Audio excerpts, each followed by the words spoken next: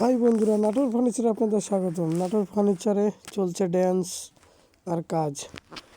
অনেক কাজের চাপ, ফুর্তি না করলে কাজ আগাচ্ছে না, তাই মিস্ত্রি একটু ফুর্তি আনন্দ করছে।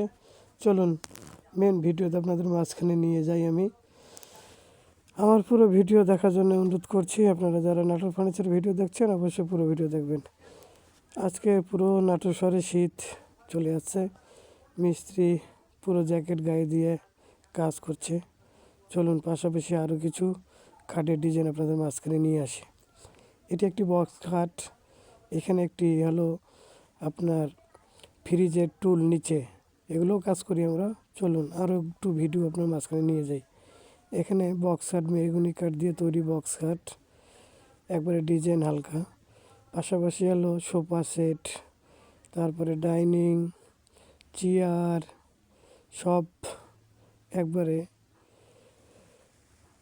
মেহগনি কালার বলতে ভুল হবে, এটা ব্রাউন কালার। যারা মেহগনি কালার বলছেন অবশ্যই কমেন্ট করে জানাবেন যে এটা কী কালার।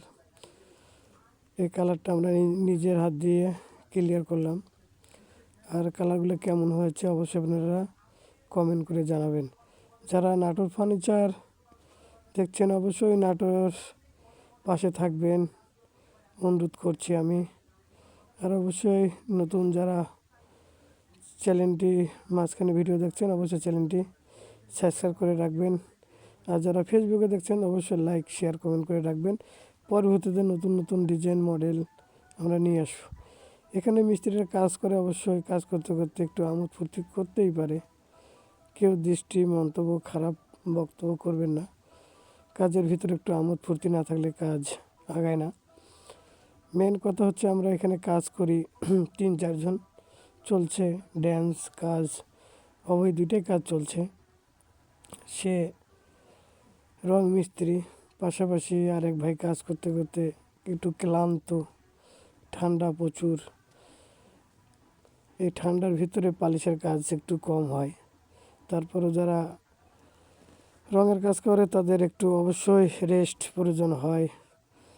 এই মিস্ত্রি বলছে, ভাই আমার শরীর আর চলিচ্ছে না।